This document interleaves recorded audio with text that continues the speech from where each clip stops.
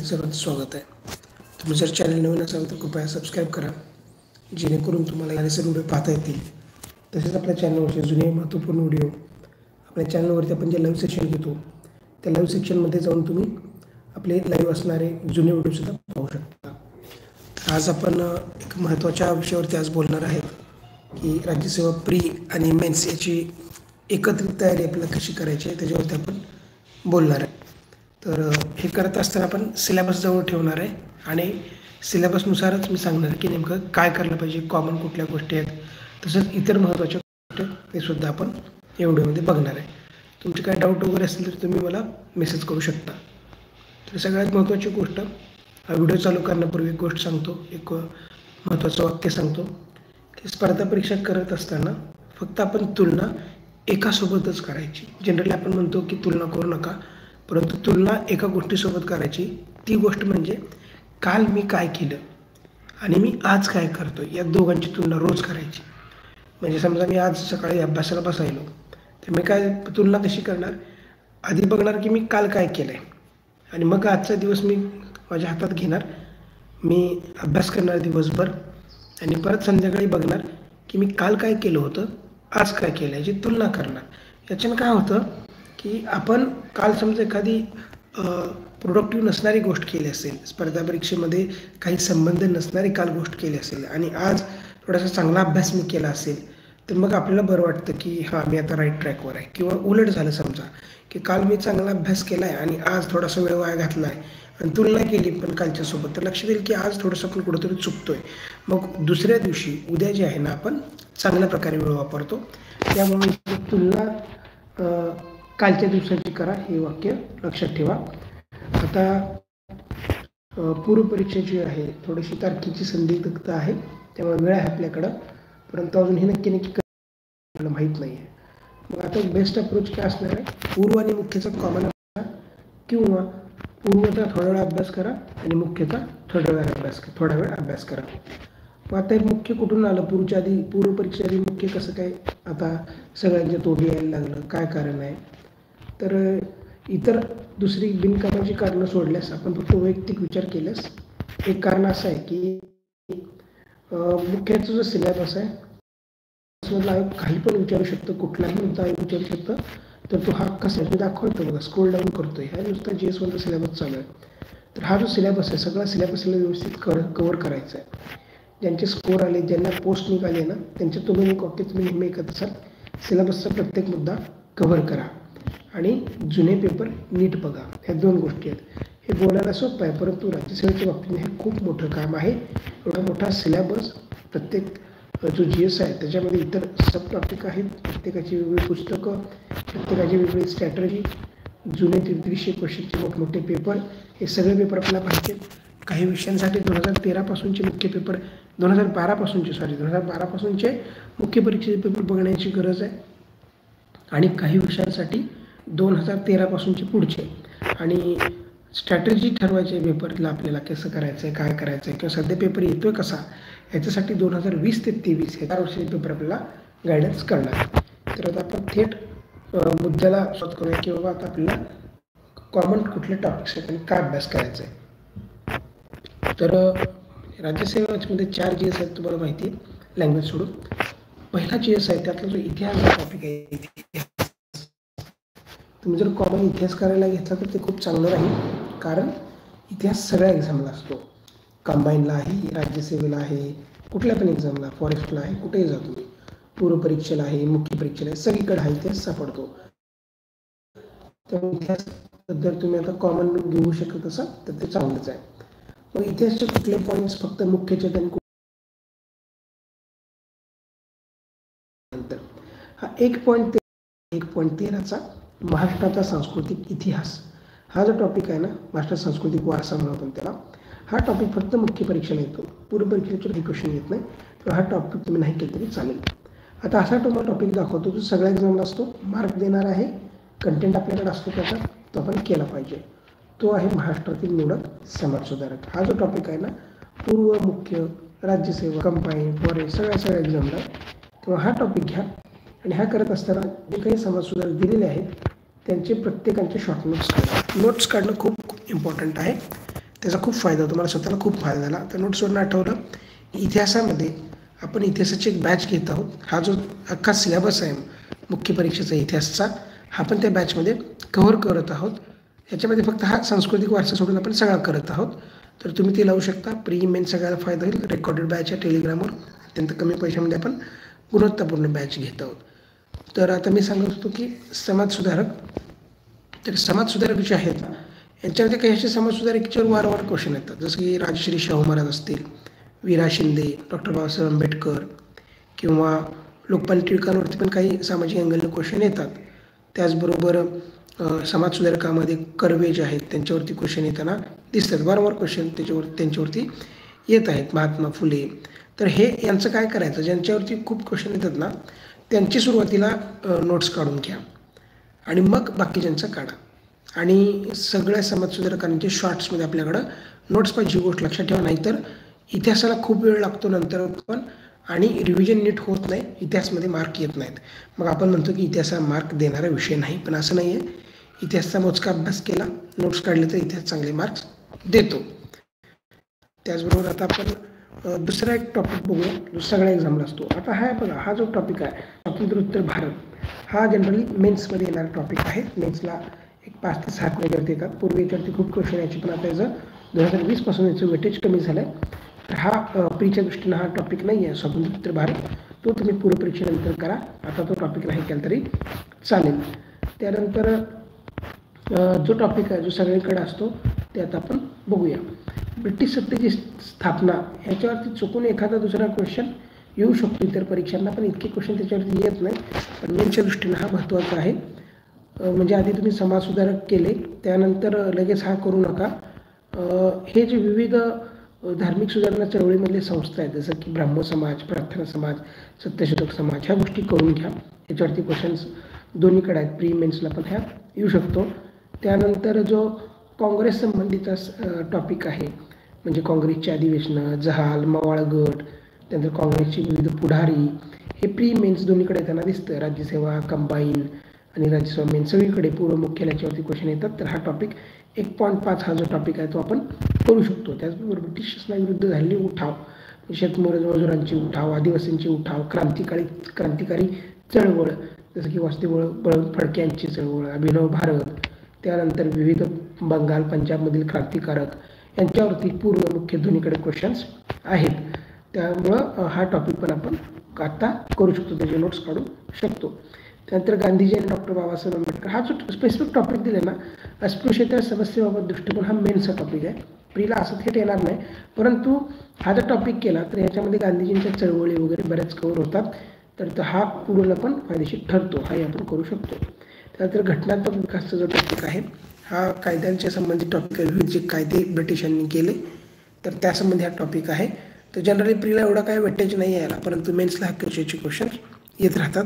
फाळणीचा topic आहे, तो पण मेन्सचा टॉपिक आहे, प्रीचा नाही आहे. सत्तेच्या हस्तांतराकडे ही जो टॉपिक आहे ना, हा टॉपिक आत्ता केला पाहिजे. प्रीला पण क्वेश्चन्स आहेत, मेन्सला सुद्धा येऊ शकतात. तर सत्तेच्या हस्तांतरांकडे हा टॉपिक आपण आत्ता करू शकतो.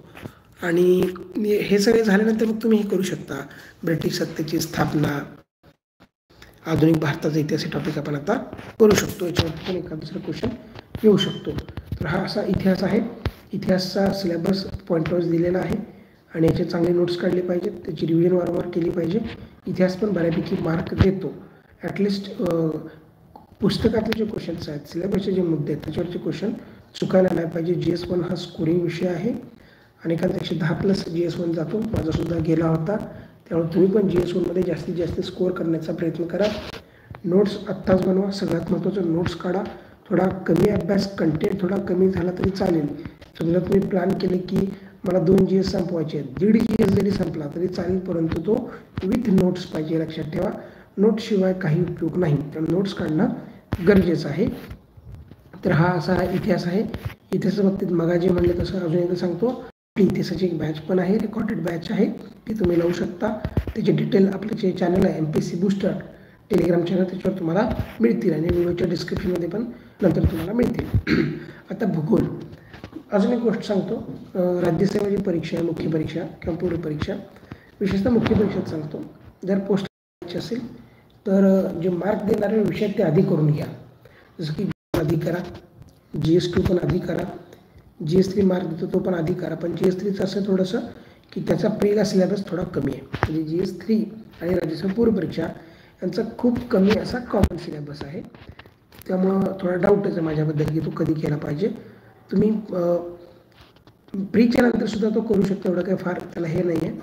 परंतु बाकी GS1, GS2 आणि GS4 हे सगळे जे विषय आहेत त्यातले काही जे टॉपिक्स आहेत ते सगळ्या एक्झाम्सला आहेत. राज्यसेवा कंबाईन पूर्व यांच्या मुख्य सगळीकडे आहेत. त्यामुळं मला आधी वाटतं की ह्या 3 दिवसाला आधी भर दिला पाहिजे.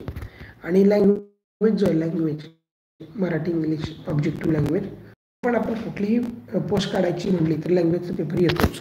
कंबाईन मेन्सला पण आहे आणि राज्यसेवा मेन्सला पण आहे. तर त्यातला काही पार्ट तुम्ही तो आत्ता करू शकता. तर मी महत्त्वाचा मुद्दा सांगत होतो की पोस्ट काढायची असेल राज्यसेवेमध्ये तर काही GSमध्ये खूप असे एक्स्ट्राऑर्डिनरी मार्क आता यायला पाहिजेत. तर आपण 100% पोस्ट काढू शकतो. 100% का म्हणतो, आपण जर बऱ्यापैकी मार्क आणले तर 2 असे मेन्सला फॅक्टर आहेत, इंटरव्ह्यू आणि लेखी पेपर. हे आपल्या थोडेसे हाताबाहेरचे फॅक्टर आहेत. याच्यात काय होईल नक्की कोणी सांगू शकत नाही. त्यामुळं थोडक्यात पोस्ट जाणं किंवा मनासारखी पोस्ट न मिळणं या गोष्टी घडू शकतात. म्हणून तुम्हाला सांगतो की हे जे काही GS आहेत त्यात इतके एक्स्ट्रा मार्क आणायचे आपल्याला की हे जे 2 फॅक्टर सांगितले यांचा आपल्याला परिणाम नाही झाला पाहिजे. तर मग ते मार्क आणण्याच्या अँगलनं पाहायला झालं तर GS1 कमीत कमी 110च्या पुढे आपला गेलाच पाहिजे, हे लक्षात घ्या. सिलेबस कव्हर करणे आणि जुने पेपरचे क्वेश्चन आहे. इतिहासात एक गोष्ट सांगायची राहील तुम्हाला. इतिहास जो आहे ना तो नोट्स काढा सिलेबसचे मुद्दे, त्याचबरोबर जुने जे पेपर आहेत ना त्यातले क्वेश्चन्स आहेत ते क्वेश्चन शॉर्टमध्ये लिहून काढा. तुम्हाला वाटेल की खूप अति होईल, पण वेळ आहे, शॉर्टमध्ये लिहून काढा, पटापटा होऊन जातं. एका वर्षी इतिहासचे फक्त 60च क्वेश्चन येतात. तर आपल्याला 10 वर्षात जर लिहायचे म्हणजे 500-600 क्वेश्चन आता फार होत नाहीत. किंवा तुम्ही उलटे जा, 23 ते 20च्या आधी शॉर्ट क्वेश्चन लिहा, पुन्हा 17 ते 20चे लिहा. थोडक्यात लिहायचे, खूप डीपमध्ये लिहायचे नाहीत. परंतु त्याचा इतका मोठा फायदा होतो की रिपीट येणारे क्वेश्चन पण सुटतात आणि एवढा क्वेश्चनचा पण अभ्यास केल्यामुळे एक आयोगाची आपल्याला नस सापडते की कसे उत्तर काढायचे आहेत, न येणारे उत्तर कसं मारायचं आहे. तर ते तुम्ही करा, आता वेळ आहे असं तुम्हाला महत्त्वाचं सांगणं आहे. तर भूगोल, 8 मार्काला भूगोल येतो. भूगोलमध्ये आता हे जे टॉप पॉईंट आहेत सगळे, त्याला कुठले आहेत, मेन्सला कुठले आहेत, त्याचं वेटेज पण आपण आता थोडं बघूया. भूगोलशास्त्र थेट 10 क्वेश्चन येतात ह्याच्यावरती. हा प्रीला पण आहे आणि मेन्सला पण आहे. प्रीला आधी नव्हता, परंतु अशा 2-3 वर्षामध्ये ह्याच्यावरती प्रीचे क्वेश्चन थेट पण येत आहेत.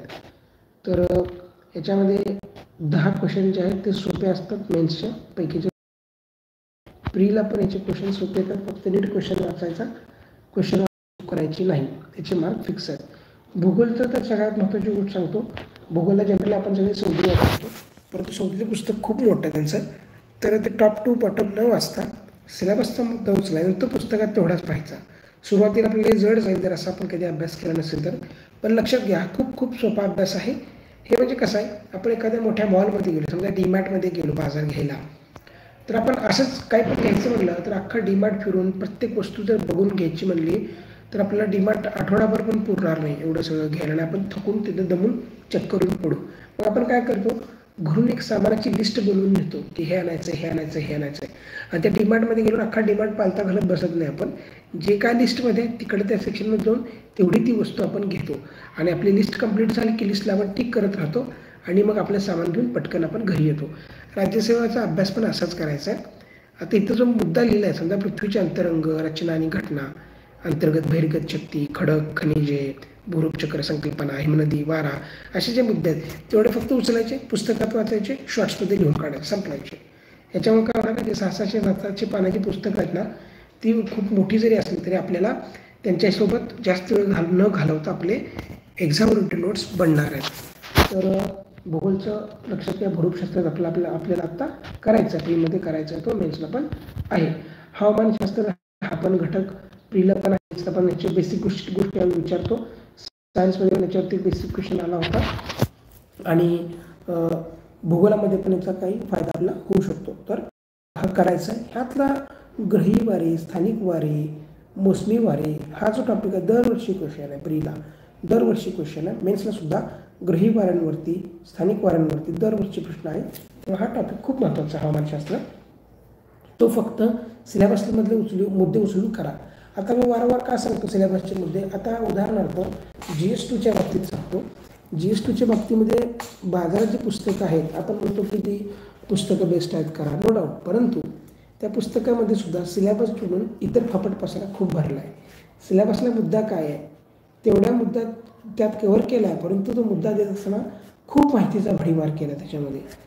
मग त्याचं नुकसान आपलं होणार आहे, कारण एवढा मोठा फापट पसारा जर आपण करत बसलो, इतका मोठा सिलेबस जर कव्हर करायचं म्हणलं आणि जर आपण केवळ पुस्तकाला फोकस करून केलं तर मात्र आपण फसू.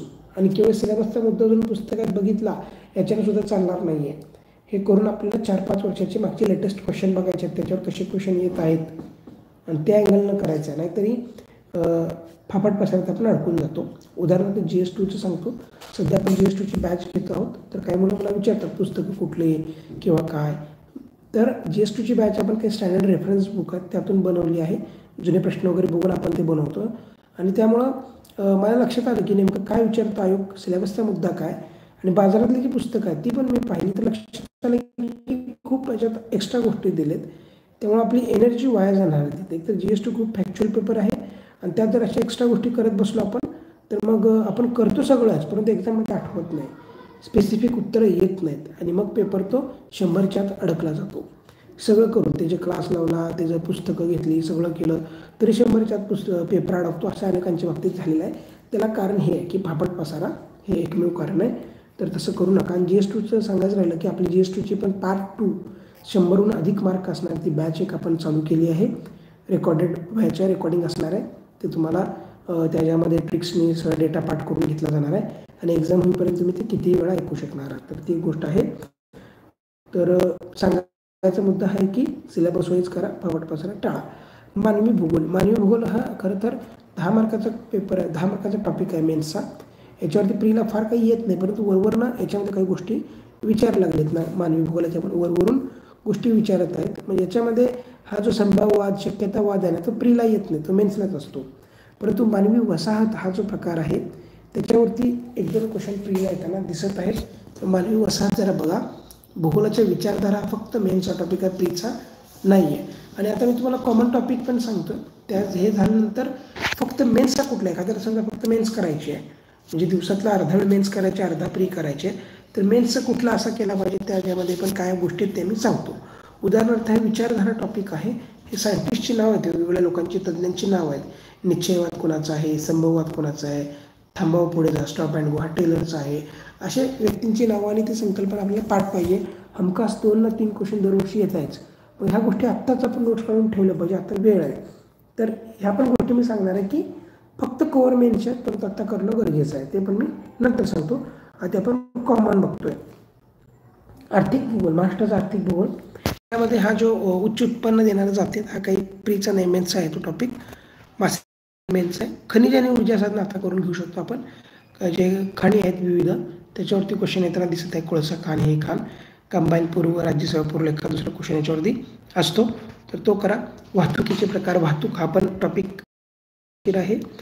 पर्यटन, सांस्कृतिक वारसा हा मेन्सचा टॉपिक आहे. ज्ञानाधिष्ठित आर्थिक व्यवसाय मेन्सचा टॉपिक आहे.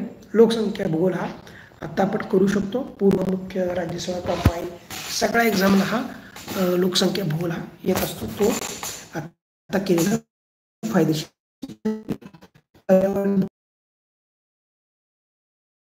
आपल्याला पार्ट आहे, प्रीला 5 क्वेश्चन असणारा पर्यावरणाचा, तो याच्यामध्ये बऱ्यापैकी होतो. आणि भूगोल किंवा GS1ला 110+ मार्क जे मुलांना येत आहेत त्यात मोठा वाटा ह्या पर्यावरण भूगोलचा आता आलेला आहे. कारण का त्याच्यावरती इथं थेट 10 क्वेश्चन येतात. आणि हा जो ॲग्रीचा 2020 नंतर सिलेबस त्यांनी वाढवला आहे ना, याच्यामध्ये हे जे मुद्दे आहेत बघा, कार्बन क्रेडिट वगैरे, ओझोन थर कमी होणे, हा पण पर्यावरणासंबंधित आहे. इथं 4-5 क्वेश्चन येतात, इथं 10 क्वेश्चन येतात. हा खूप वेटेज देणारा, मार्कचा वेटेज असणारा, मार्क्स देणारा टॉपिक आहे. हा डिटेलमध्ये करा, आत्ता करा, याचे नोट्स काढा, हा तुम्हाला भरपूर मार्क देईल. तंत्रज्ञान टॉपिक हा मेन्सचा टॉपिक आहे, प्रीला हा काही येणार नाही. रिमोट सेन्सिंग पण मेन्स आहे, हा सगळा मेन्सचा टॉपिक आहे. हा कृषीमध्ये, हे बघा, कृषीमध्ये परिसंस्था, ऊर्जा प्रवाह हा प्रीचा टॉपिक आहे. हा कृषी परिसंस्थाचा जो टॉपिक आहे ना, तो करून घ्या पूर्णपणे.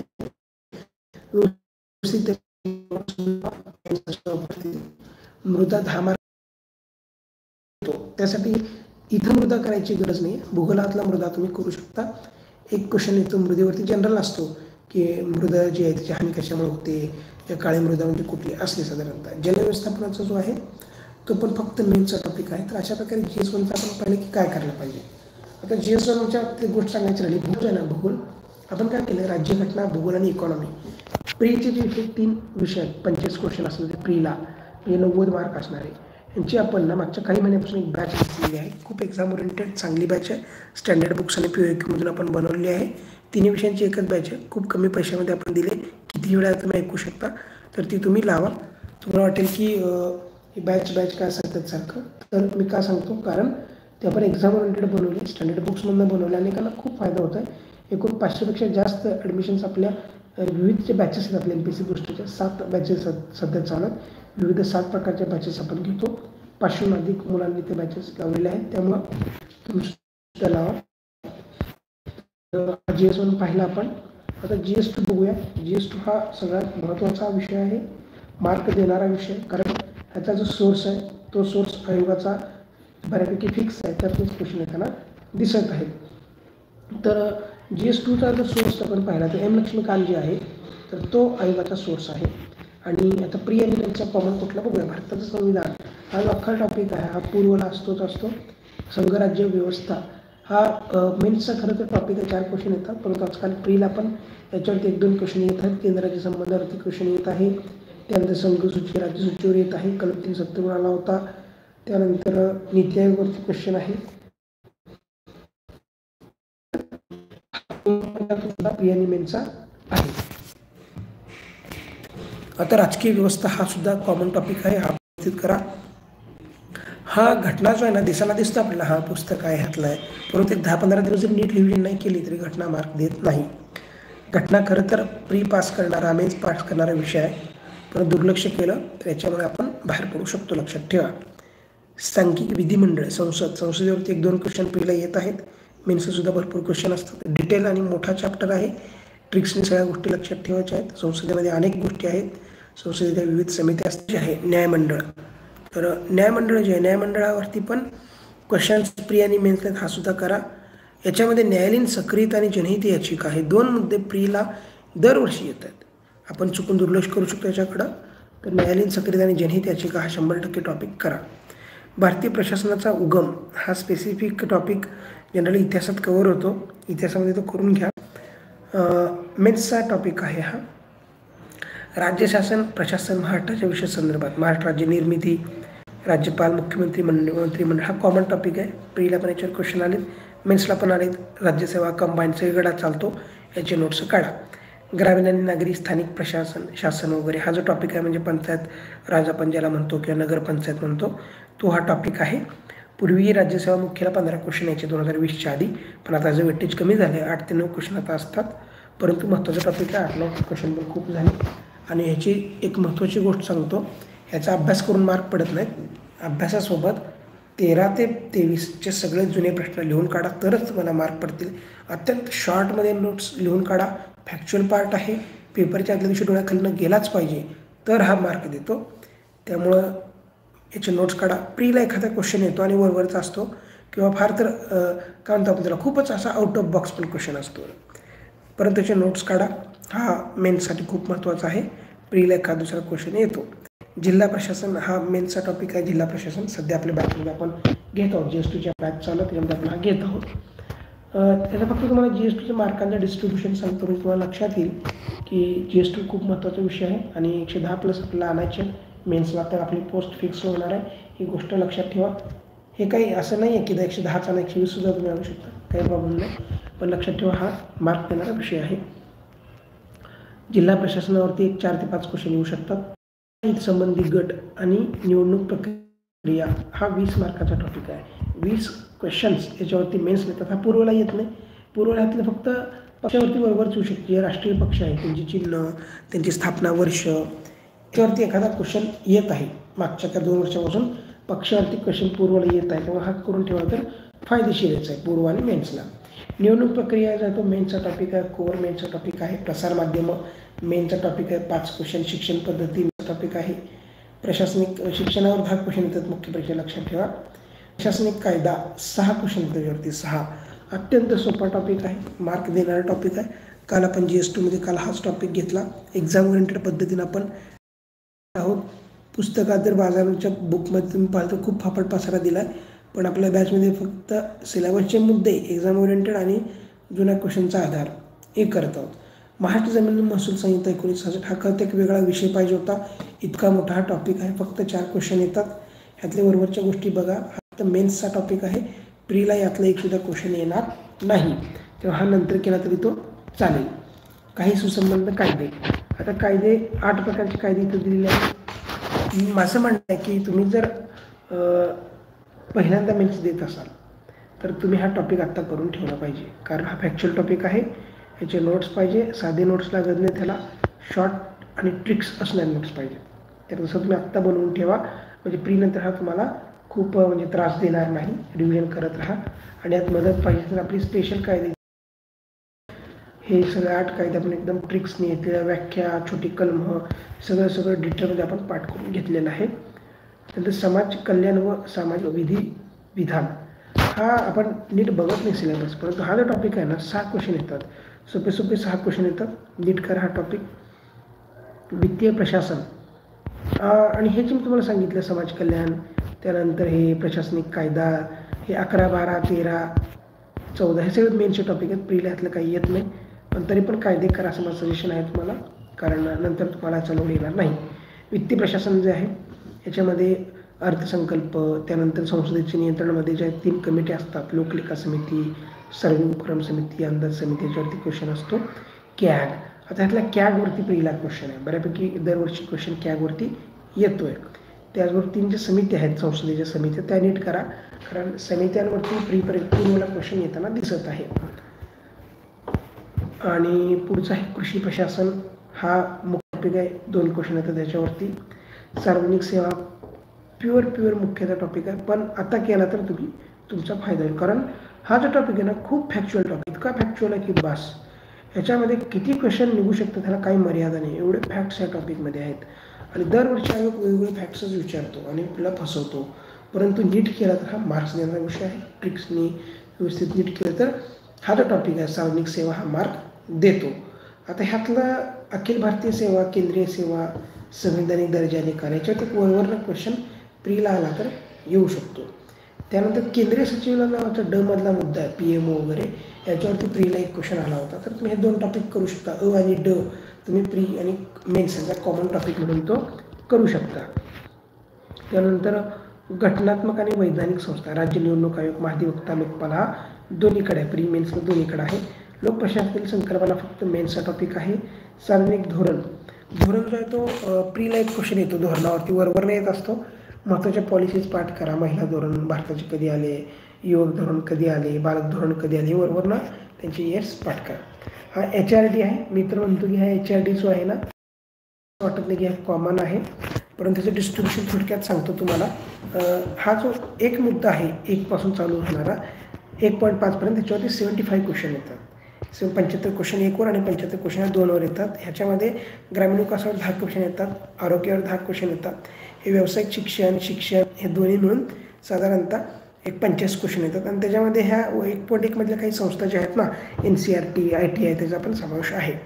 आणि ह्या मानव संसाधन क्वेश्चन येतात. एकूण टोटल 75 मार्क्स याच्यावरती येतात. मानवी हक्क 10 क्वेश्चन येतात. बालविकासपासून हे जे महिला विकास, युवक विकास हे जास्त चालू झालं ना, 2 पॉईंट साधारणतः 9 पर्यंत प्रत्येकावर 4 किंवा 5 क्वेश्चन येतात. त्याच्यावरती 4-5 क्वेश्चन येतात. लोकांची पुनर्वसन, आपत्ती 3-4 क्वेश्चन येतात. आंतरराष्ट्रीय प्रादेशिक संघटना 10 ते 12 क्वेश्चन येतात. ग्राहक संरक्षण 4 क्वेश्चन येतात. मूल्यनीती 2 ते 3 क्वेश्चन याच्यावरती येऊ शकतात. असा हा 75 मार्कचा पार्ट 2 आहे. आणि जर तुम्हाला करायचंच आहे HRD, जर तुम्ही म्हटलं की नाही मी करणारच, तर माझं सजेशन आहे यातला तुम्ही 2.11 पहिल्यांदा करा.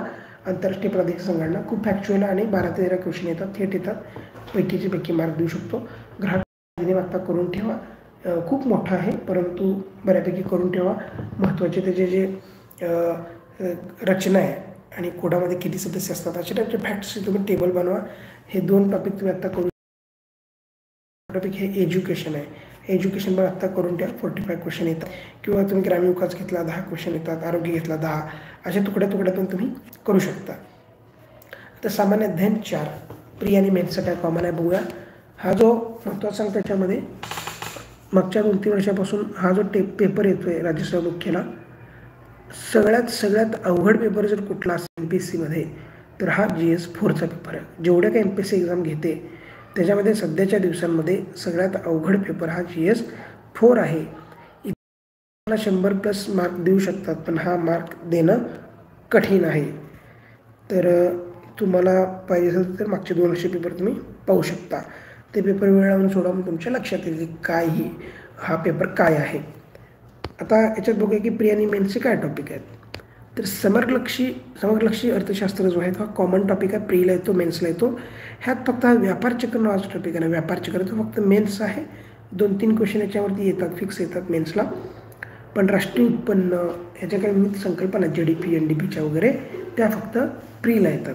GS4च्या बाबतीत सांगतो, इकॉनॉमी पण आपण आपल्या एका बॅचमध्ये घेतला आहे, घटना भूगोल इकॉनॉमी, याच्यामध्ये एक स्पेशल बॅच आपली, ती पण तुम्ही करू शकता. एक्झाम होईपर्यंत ती किती वेळा तुम्ही ऐकू शकता. तर ह्याच्यामध्ये सांगत होतो की मी राष्ट्रीय उत्पन्न प्री आणि मेन्सचा टॉपिक आहे, तो नीट करून घ्या. बेरोजगारीवर काही प्रीला फारसे क्वेश्चन येत नाहीत, त्यामुळे तो नंतर केलं तरी चालेल. वृद्धी आणि विकास याच्यामधले जे काही विविध इंडेक्स आहेत, मानव विकास निर्देशांक, त्यानंतर लिंग सबलीकरण या संबंधीचे जे काही टॉपिक आहेत ते प्रीला पण येतात, ते नीट करा. शाश्वत विकास, विकासाचे निर्देशांक, लोकसंख्या हे सगळे प्रीला टॉपिक आहेत आणि मेन्सला सुद्धा आहे. दारिद्र्य, त्यामुळे 1.2 जो आहे ना तो प्री आणि मेन्सचा कॉमन आहे, तो करून घ्या. सार्वजनिक वित्त हा मेन्सचा टॉपिक आहे. राज्यसेवा प्रीला जेव्हा थेट क्वेश्चन येत नाहीत, कंबाईन प्रीला येतात. जर तुम्ही कंबाईन राज्यसेवा हे सगळं करत असाल तर तुम्ही हा टॉपिक आत्ता करू शकता. मुद्रामध्ये राज्यसेवा प्रीला ना भावाड नावाचा टॉपिक आहे. भावाड फक्त तेवढाच येतो, बाकी मुद्रा पैशाची कार्य असल्या काही राज्यसेवा पूर्व परीक्षेला येत नाही. मुख्य परीक्षेला मात्र याच्यावर थेट क्वेश्चन 2-3 क्वेश्चन असतात. त्यानंतर आंतरराष्ट्रीय व्यापार जो आहे तो फक्त मेन्सचा टॉपिक आहे, प्रीला याच्यावर क्वेश्चन नसतो. तर हा मेन्सला तुम्ही करून घेऊ शकता, पण प्रीला हा नाही आहे, लक्षात ठेवा. भारतीय अर्थव्यवस्था जो आहे याच्यामध्ये मगाचे वर्ड पॉईंट पाहिली, दारिद्र्य, बेरोजगारी, तेच इथं आहेत. याच्यात फक्त नीती आयोग आहे, नियोजन आयोग आहे, हा प्रीचा टॉपिक आहे. नियोजन प्रीला येतं, नियोजन नीती आयोग हे नीट करा. आर्थिक सुधारणा हा पण प्री मेन्सचा टॉपिक आहे, पण प्रीला खूपच वरवरचं येतं, पण हा दोन्हीकडे लक्षात ठेवा. भारतीय शेती मेन्सचा टॉपिक आहे, प्रीला यातलं काही येत नाही, त्यामुळं मेन्सला नीट केला पाहिजे. GS4 सांगत होतं की मार्क्स देत नाही, परंतु ह्यात एक गोष्ट लक्षात घ्या, टॉपिक आहे शेती ग्रामीण विकास. त्यानंतर पुढं सांगते गोष्ट तुम्हाला, शिक्षण संबंधित टॉपिक आहे. हे कृषी, राष्ट्रीय अर्थव्यवस्थेत शेतीचं महत्त्व, त्यानंतर ग्रामीण कर्जबाजारीपणा, अन्न आणि पोषण आहार, हे जे मुद्दे आहेत ना 30 क्वेश्चन मेन्सला येतात. अत्यंत सोपे क्वेश्चन असतात, पैकीपैकी मार्क देतात, POQ खूप येतात. त्यामुळे हा टॉपिक नीट करा. इथं GS4ला असं वाटत होतं मुलांना 23च्या मेन्समध्ये की मी क्वालिफाय होतो का नाही, इतका अवघड पेपर होता. तुमच्या कोणी मित्रांनी दिला असेल किंवा तुम्ही दिला असेल तुम्हाला माहिती आहे. मग अशा पेपरला हे जर ॲग्रीचा तर चांगले मार्क येतात, हे लक्षात घ्या, खूप महत्त्वाचं आहे ही गोष्ट. त्यानंतर याच्यामध्ये सहकार जो टॉपिक आहे, सहकार कोर मेन्सचा टॉपिक आहे. 5 ते 6 क्वेश्चन येतात, अत्यंत सोपे असतात. आता वेळ असेल याची नोट्स काढून ठेवा, पैकीचे मार्क देतो. RBI वगैरे पतधोरण हे पण मेन्सचा टॉपिक आहे. सार्वजनिक वित्त मेन्सचा टॉपिक आहे किंवा कंबाईनला सुद्धा येतो. उद्योग सेवा पूर्णपणे मेन्स टॉपिक आहे. 6 क्वेश्चन येतात उद्योगावरती, सोपे असतात. डिस्ले सरांचं पुस्तक जर तुम्ही व्यवस्थित केलं तरी तो कव्हर होतो. GS4ला लक्षात घ्या, बाजारातलं कुठलं पण पुस्तक घ्या, सिलेबस बघा, जुने क्वेश्चन बघा, नाहीतर ते 1000 पानांची पुस्तक करत बसू नका. पायाभूत सुविधा मेन्सचा टॉपिक आहे, राज्यसेवा मेन्सचा.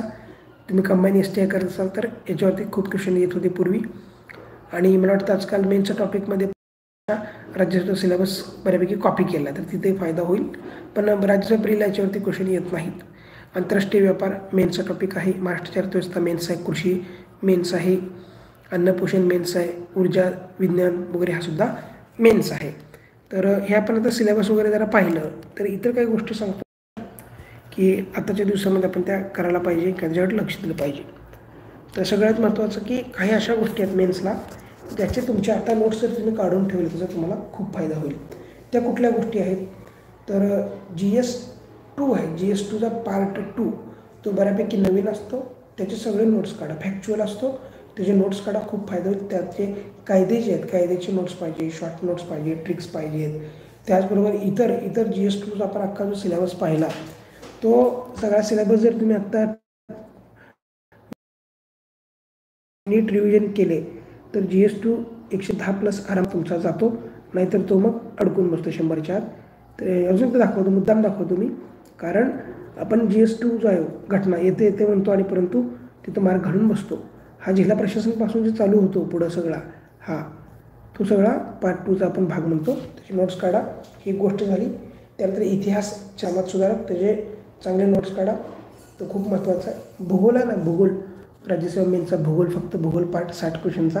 सिलेबसचे जेवढे मुद्दे आहेत ना, फक्त तेवढेच मुद्दे लिहिलेली एक नोट्स बनवा, बाकी काही फापट पसारा नको. आणि ते वारंवार रिवाईज करा, तुमचा GS1 110+ जाणार. त्यानंतर कृषी टॉपिक आहे, ज्यामध्ये GS1 मध्ये कृषी जो आहे ना, कृषी येतं की मेन्सचं सांगताना जरा सांगतो.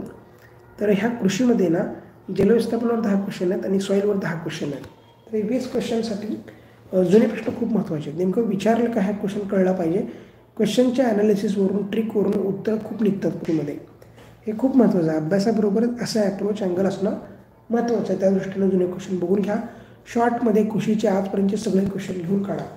सॉईलचे आणि वॉटर मॅनेजमेंटचे आज जेवढे काही क्वेश्चन आले आहेत, किती येतात, 10 क्वेश्चन आहेत दरवर्षी पेपरमध्ये. त्यामुळे जेवढे काही क्वेश्चन झाले ते काही फार नाही आहेत. थोडक्यात लिहून काढा, रिवाईज करा, फायदा होईल. त्याचबरोबर हे सॉईलचे जे काही सिलेबसचे टॉपिक आहेत त्याचे नोट्स आत्ता काढले तर खूप फायदा तुम्हाला होणार आहे.